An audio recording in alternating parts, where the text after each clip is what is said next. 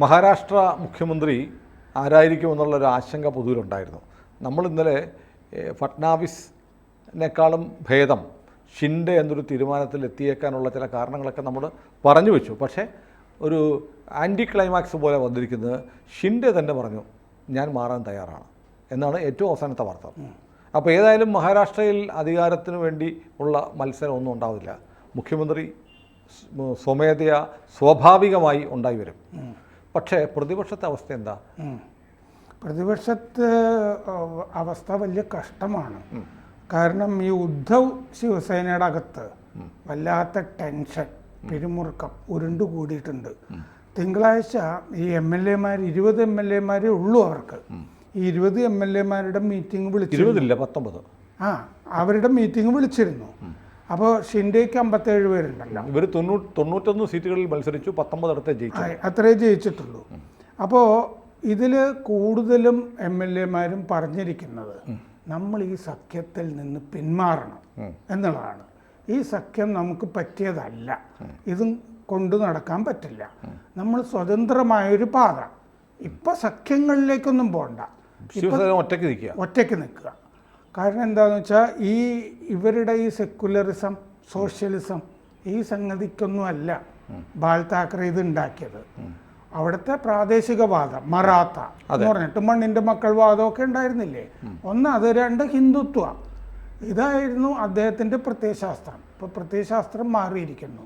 അതുകൊണ്ട് ഇത് വിടണം എന്നുള്ള ആരവം ആ MLA-മാരുടെ ഭാഗത്തു നിന്നുണ്ടായി എന്ന് റിപ്പോർട്ടുകളുണ്ട്. പക്ഷേ ഏറ്റവും ഒടുവിൽ ഉദ്ധവും ആദിത്യ താക്കറെയും തൽക്കാലം ഈ സഖ്യം, പിന്നെ സഞ്ജയ് റാവത്ത് എന്ന് പറഞ്ഞ രാജ്യസഭ MP ഉണ്ടല്ലോ, അയാളാണ് ഇപ്പോൾ ഉദ്ധവിനേക്കാൾ കൂടുതൽ സംസാരിച്ചുകൊണ്ടിരിക്കുന്നത്. നയമൊക്കെ അയാളാ തീരുമാനിക്കുന്നതെന്ന് തോന്നുന്നു സംസാരിക്കുന്നത് കേട്ടിട്ട്. പാർട്ടി ഡ്രൈവ് ചെയ്യുന്ന അയാളാണ്. അയാൾ പറഞ്ഞു മറ്റേ YV ചന്ദ്രചൂഡാണ് തോൽപ്പിച്ചത് ഞങ്ങളെ എന്നൊക്കെ, ഇങ്ങനത്തെ മണ്ടത്തരങ്ങളൊക്കെ പറയുന്നുണ്ട്. തുടരണം എന്ന് ഇവർ 3 പേരും പറഞ്ഞു എന്ന്. പക്ഷേ MLA-മാർക്ക് അഭിപ്രായം ഇല്ല. അതാണ് ഈ കലുഷിതമായ അന്തരീക്ഷം അതിൻ്റെ അകത്ത് ഉണ്ടാക്കുന്നത്. ഈ ലെജിസ്ലേറ്റീവ് കൗൺസിൽ ഉണ്ടല്ലോ മഹാരാഷ്ട്രയിൽ, അവിടെ 2 സഭകളുണ്ട് നിയമസഭയിൽ. MLA-മാരെ കൂടാതെ രാജ്യസഭ പോലെ ഒരു കൗൺസിൽ, അത് കൂടുതൽ മെമ്പേഴ്സ് ഉള്ള സ്ഥലത്തൊക്കെ കർണാടകയിലും ഒക്കെ അങ്ങനെ MLC-മാരുണ്ട്. അപ്പോൾ അതിൽപ്പെട്ട പ്രതിപക്ഷ നേതാവ് ലെജിസ്ലേറ്റീവ് കൗൺസിലിൽ അംബദാസ് ദാൻഡെ ഈ കൂട്ടത്തിൽപ്പെട്ട ആൾ, അദ്ദേഹം പറഞ്ഞു പല MLA-മാർക്കും സ്വതന്ത്ര പാത ഈ പാർട്ടി തേടണമെന്നുണ്ട്. പാർട്ടി 2 മുന്നണിയിലും ഇല്ലാതെ ഒറ്റയ്ക്ക് നിൽക്കണം എന്നുണ്ട്. സഖ്യമൊന്നും ഇപ്പോൾ വേണ്ട, അധികാരത്തിന് പിന്നാലെ പോകാൻ വേണ്ടിയിട്ടല്ല ശിവസേന. അതിൻ്റെ പ്രത്യയശാസ്ത്രം എന്താണോ അതിൽ ഉറച്ച് നിന്നാൽ അധികാരം തന്നെത്താനെ പിന്നാലെ വന്നോളൂ. ഇതാണ് ഞങ്ങളുടെ അഭിപ്രായം. ഇനിയും ഒറ്റയ്ക്ക് നിന്നാൽ ഇതിൻ്റെ അടിത്തറ അണികളൊക്കെ പോവാതെ വിപുലമാക്കാനും കഴിയും എന്ന് പറഞ്ഞാൽ ഉദ്ധവ് താക്കറെയുടെ ഭാഗത്ത് നിന്ന് തന്നെ ഒരു MLC പരസ്യമായിട്ട് തന്നെ മാധ്യമപ്രവർത്തകരോട് ഇങ്ങനെ പറഞ്ഞിരിക്കുന്നു. അപ്പോൾ ആദ്യമായിട്ടൊരു സീനിയറായ ആളെ കൊണ്ട് ഇത് പറയിക്കുന്നു, മറ്റുള്ളവർ ചർച്ച തുടങ്ങി വെക്കുക. അതാണ് സംഭവിച്ചിരിക്കുന്നത്. 2002 പിളർപ്പിൽ മിക്കവാറും MLA-മാർ ഷിൻഡെയുടെ കൂട്ടത്തിൽ അന്നേ പോയിരുന്നു. അപ്പോൾ ബാൽ താക്കറെയുടെ ഈ ഹിന്ദുത്വയെ ഉദ്ധവ് താക്കറെ തള്ളിക്കളഞ്ഞു, ബലി കഴിച്ചു എന്നുള്ളതായിരുന്നു അവരുടെ അഭിപ്രായം. വിഭാഗീയത വല്ലാതെ ഉണ്ടായി പാർട്ടിയുടെ അകത്ത്. അങ്ങനെ ഉദ്ധവ് താക്കറെ പുറകോട്ട് പോയി, ചിഹ്നം പോയി, പാർട്ടി അല്ലാതായി, ശരിക്കും ശിവസേന അല്ലാതായി. അതെ, അംഗീകാരം പോയി, ചിഹ്നം പോയി, മറ്റേ പേരും പോയി. അങ്ങനെയാണ്. അപ്പം മഹാവികാസ് അഘാടി ഉണ്ടല്ലോ, കോൺഗ്രസ് സഖ്യം, ശരത് പവാർ, അതിന് 46 MLA-മാരാണുള്ളത്. അതിനേക്കാൾ കൂടുതൽ ഷിൻഡേക്ക് ഉണ്ട്. മൊത്തം ഈ സഖ്യത്തിനുള്ളതിനേക്കാൾ കൂടുതൽ ഷിൻഡേക്ക് ഉണ്ട് ആളുകൾ. ഒറിജിനൽ ശിവസേനയ്ക്ക് ഇത് 46, മറ്റേത് 57. ഉദ്ധവ് ശിവസേന ഈ പറഞ്ഞ പോലെ 19, കോൺഗ്രസ് 16, NCP 10. ഇങ്ങനെയാണ്. ഷിൻഡെ ഉദ്ധവ് താക്കറേക്ക് 9.96% വോട്ട്. ഇത് ഇനിയും കുറഞ്ഞുകൊണ്ടിരിക്കുകയുള്ളൂ. എന്തുകൊണ്ടാണെന്ന് വെച്ചാൽ ലോക്സഭാ തെരഞ്ഞെടുപ്പിൽ ഉദ്ധവ് താക്കറെ പാർട്ടിക്ക് 16.72% ഉണ്ടായിരുന്നു. അതിൻ്റെ പകുതിയിലേക്ക് കൂപ്പുകുത്തിയിരിക്കുകയാണ് ഇപ്പോൾ. അതിനി അധികാരത്തിൽ ഷിൻഡെ ഉള്ളിടത്തോളം അണികൾ അതിൻ്റെ കൂടെ നിൽക്കുള്ളൂ. അപ്പോൾ ഇത് ശരിക്കും തകരുന്ന അവസ്ഥയിലേക്കാണ് നിൽക്കുന്നത്. അപ്പോൾ ഇനി ഈ അണികൾ വരണമെന്നുണ്ടെങ്കിൽ ഒറ്റയ്ക്ക് നിൽക്കണം, അല്ലെങ്കിൽ ഈ MLA-മാരും ഷിൻഡെയുടെ കൂട്ടത്തിലേക്ക് ചിലപ്പോൾ കൂട്ടമായിട്ട്. അല്ല, ഓൾറെഡി തന്നെ അവരുടെ MP-മാരിൽ പലരും ഷിൻഡെയുടെ ഒറിജിനൽ ശിവസേനയിലേക്ക് പോകാൻ ആലോചിക്കുന്ന ഒരു വാർത്ത ദേശീയ മാധ്യമങ്ങളിൽ കുറച്ച് ദിവസമായിട്ടുണ്ട്. ഈ MLA-മാരും 20 പേരിൽ ഭൂരിപക്ഷം പോയി കഴിഞ്ഞാൽ തീർന്നില്ലേ? കാൽമാറ്റ നിയമമൊന്നും ബാധകമാവില്ലല്ലോ. 10 പേര് പോയാൽ മതി. അതെ. ഇപ്പോൾ നാസിക് സെൻട്രലിൽ നിന്നൊരു പ്രധാനപ്പെട്ട നേതാവ് എന്ന് പറഞ്ഞ റിപ്പോർട്ട്, പേര് വെളിപ്പെടുത്താൻ അയാൾ സമ്മതിച്ചിട്ടില്ല, ഉദ്ധവിൻ്റെ. അയാൾ പറഞ്ഞു മറാത്തി പ്രാദേശികവാദം, ഹിന്ദുത്വ, ഇതായിരുന്നു നമ്മുടെ നയം. കോൺഗ്രസ്, NCP ഇവർ സെക്യുലറിസം, സോഷ്യലിസം എന്ന് പറഞ്ഞ് നടക്കുന്ന ആളുകളാണ്. അപ്പോൾ BJP-യിലേക്ക് നമ്മളിങ്ങനെ നിൽക്കുന്നതുകൊണ്ട് ഹിന്ദുക്കൾ ധ്രുവീകരിച്ച് BJP-ക്കാണ് വോട്ട് ചെയ്യുന്നത്. അങ്ങനെയാണ് അത് പ്രധാനപ്പെട്ട പാർട്ടിയായിട്ട് മാറിയിരിക്കുന്നത് ഇവിടെ. പിന്നെ മുസ്ലിങ്ങൾക്കൊപ്പം, ഇയാൾ തോറ്റുപോയ ആളാണ് ഉദ്ധവിൻ്റെ ഈ പറയുന്ന ആൾ. മുസ്ലിങ്ങൾക്കൊപ്പമാണിപ്പോൾ നമ്മൾ സഞ്ചരിച്ചുകൊണ്ടിരിക്കുന്ന പാർട്ടി. അങ്ങനെ പോകുന്നതൊക്കെ നല്ലതാണ്, മുസ്ലിം വോട്ട് കിട്ടുന്നത് നല്ലതാണ്.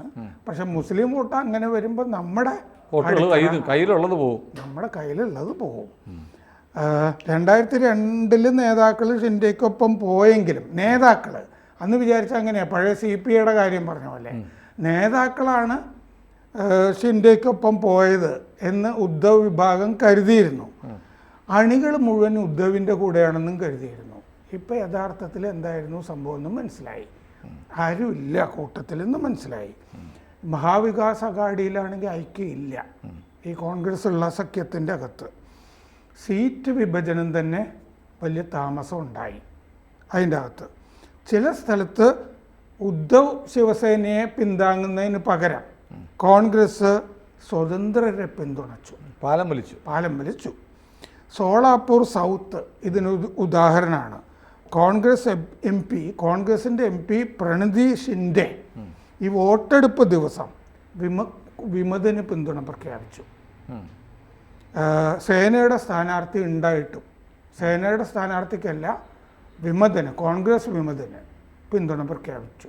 അങ്ങനെ ഒരു സംഭവം ഉണ്ടായി. അപ്പോൾ 2019 റിസൾട്ട് വന്ന ശേഷമാണ് ഈ മഹാവികാസ് അഘാഡി ഉണ്ടാക്കിയെടുത്തത്. പവാറിൻ്റെയൊക്കെ കൂടെ ചേർന്ന് BJP-യിൽ നിന്ന് ഈ ഒന്നിച്ച് നിന്ന ശിവസേന മാറിയും പോയി. ഈ മുഖ്യമന്ത്രി സ്ഥാനത്തിന് ചൊല്ലിയായിരുന്നു തർക്കം അന്ന്. ഉദ്ധവ് മുഖ്യമന്ത്രി സ്ഥാനത്ത് ഒരു തർക്കം ഉണ്ടാക്കി. മഹാരാഷ്ട്ര ശിവസേനയിൽ ഇത്തവണ പ്രതിപക്ഷം ഉണ്ടാവത്തില്ല, പ്രതിപക്ഷ സ്ഥാനം കിട്ടില്ല. കാരണം അതിനും മാത്രം MLA-മാരില്ല, പ്രതിപക്ഷ സ്ഥാനം ഇല്ല അവിടെ ഇത്തവണ. അപ്പോൾ താക്കറെ പോയി, ഉദ്ധവ് പോയി. MVA സർക്കാരാണെങ്കിൽ 2022 വീണു താഴേക്ക്. ഷിൻഡെ പിളർന്നു പോയി. ഒരു വർഷം കഴിഞ്ഞിട്ട് അജിത് പവാറും വളർന്നു പോയി. ഇത്രയും രാഷ്ട്രീയ സംഭവങ്ങൾ വെച്ചിട്ട് ഉദ്ധവിൻ്റെ അവസ്ഥ എന്തായിരിക്കും എന്നുള്ളത് വളരെ വ്യക്തമാണ്. ഞാൻ തിരിച്ചാലോചിക്കും. ഇപ്പോൾ സാധു പറഞ്ഞപ്പോൾ ഞാൻ ആലോചിക്കുമായിരുന്നു, ഉദ്ധവ് NDA മുന്നണിയിലായിരുന്നെങ്കിൽ ഉദ്ധവ് ഇന്ന് ആരാകുമായിരുന്നു അല്ലേ?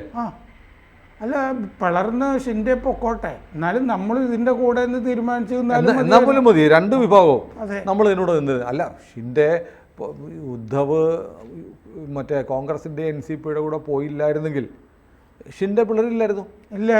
അതും ശരിയാണ്. അതാണ്. അപ്പോൾ ഒറ്റക്ക് അപ്പം ഈ ഉദ്ധവ് NDAയിലായിരുന്നെങ്കിൽ വേറെ കാര്യമുണ്ട്, മാന്യനായ ഒരു രാഷ്ട്രീയ നേതാവിനെ ദേശീയ തലത്തിൽ കിട്ടില്ലായിരുന്നു ഷിൻഡെ.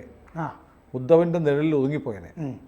മാത്രമല്ല ഷിൻഡെ കുറേയും കൂടിയൊക്കെ എനിക്ക് തോന്നുന്നു മറ്റേ ഷിൻഡെ ഇപ്പോൾ ഉപമുഖ്യമന്ത്രി ആയാലും ചില ഉപാധി വെച്ചിട്ടുണ്ടെന്നാണ് മകനെ. അപ്പോൾ കേന്ദ്രത്തിൽ വലിയ ഒരു വകുപ്പിന്റെ മന്ത്രിയായിട്ട് ഷിൻഡെ പോകും. ഇതിന്റെ കൺവീനർ ആക്കുക, മഹായുതിയുടെ കൺവീനർ ആവുക, ഇവിടെ കേന്ദ്രത്തിൽ മന്ത്രിയാവുക. കേന്ദ്രത്തിലെ പ്രധാനപ്പെട്ട ആഭ്യന്തരവും ധനകാര്യവും ഒഴികെ ഏതെങ്കിലും വലിയ വകുപ്പ് കൊടുക്കാം. വ്യവസായമോ റെയിൽവേ ഒക്കെ നന്നായിട്ട് പോകുന്ന വകുപ്പാണ്. അതെ, അത് വൈഷ്ണവ് നന്നായിട്ട് കൊടുക്കുന്നുണ്ട്. അപ്പോൾ അച്ഛനും മകനും വലിയ സ്ഥാനങ്ങളിൽ അത് നല്ല ഒരു ഓഫറാണ്. ഏതായാലും ഞാൻ ആലോചിക്കുമ്പോൾ ഉദ്ധവ് തനിച്ചിരിക്കുമ്പോൾ ആലോചിക്കുമായിരുന്നു, ഞാൻ അവിടെ നിന്നാൽ മതിയായിരുന്നു, അവിടെ നിന്നിരുന്നെങ്കിൽ ഞാനിപ്പോൾ ആരായിരുന്നേ. അത് അദ്ദേഹം ചോദിക്കുന്നുണ്ട്. അതുകൊണ്ടാണ് അദ്ദേഹം ജനങ്ങളോട് ചോദിച്ചത്, എന്നോട് എന്തിനിങ്ങനെ ചെയ്തു എന്ന് ചോദിച്ചു. ഉദ്ധവ് ത്രൂ ഔട്ട് നമ്മൾ അയാളുടെ കരിയർ, ഈ പൊളിറ്റിക്കൽ കരിയർ നോക്കിയാൽ ഈ ഷിൻഡെ ഒരു വളരെ അക്കോമഡേറ്റീവായ ഒരാളാണ്. ഉദ്ധവ് അങ്ങനെയല്ല, ഭയങ്കര ഗ്രീഡിയാണ്. ഗ്രീഡ്, പിന്നെ അഹങ്കാരം, ഇങ്ങനത്തെ ഒരു കഥാപാത്രമാണ്. അപ്പോൾ അഹങ്കാരം കൊണ്ടൊന്നും ഷിൻഡെ ഭയങ്കര ഫ്ലെക്സിബിളാണ്. അപ്പം പുള്ളി മറ്റേ മോദിയും ഷായും വിളിച്ചിട്ടേ ഞാനൊരു തടസ്സമേ ആയിരിക്കില്ല, നിങ്ങളെന്താണെന്ന് വെച്ചാൽ തീരുമാനിക്കുക എന്നാണ് പറഞ്ഞിരിക്കുന്നത്. അത് തന്നെ പുള്ളിയുടെ സാധ്യതകൾ വർദ്ധിപ്പിക്കുകയാണ്, വളരെ വർദ്ധിപ്പിക്കുന്നു. അല്ലാതെ എനിക്ക് കിട്ടിയേ പറ്റൂ, അല്ലെങ്കിൽ കാണിച്ചു തരാന്നൊക്കെ മാത്രമല്ല അവർ പൊതുരംഗത്ത് വരുമ്പോൾ അവർ മൂന്നുപേരും ഒന്നിച്ചാണ് വരുന്നത്. ഷിൻഡെയും ഇദ്ദേഹമൊക്കെ ഒരു തർക്കമുള്ള പോലെ അല്ല, അവർ അപ്പിയറൻസിൽ അങ്ങനെ എന്തായാലും ഇല്ല. ഏതായാലും മഹാരാഷ്ട്ര ശിവസേനയുടെ അതികായനായ ഹിന്ദു ഹൃദയ സാമ്രാട്ടായ ബാൽ താക്കറെയുടെ മകനെ ഒരു പാഠം പഠിപ്പിച്ചു. അതെ, എന്താണ് പഠിച്ചത് എന്ന് കാലം തെളിയിക്കും. അതെ, ഇനിയിപ്പോൾ എപ്പോഴാണ് ഈ സഖ്യത്തിൽ നിന്ന് പിന്മാറുന്നത് എന്ന് നോക്കാം. കൂടുതൽ വാർത്തകളും വിശേഷങ്ങളും നിങ്ങളിലേക്ക് എത്താൻ ABC മലയാളം സബ്സ്ക്രൈബ് ചെയ്യുക, ബെൽബട്ടനും അമർത്തുക.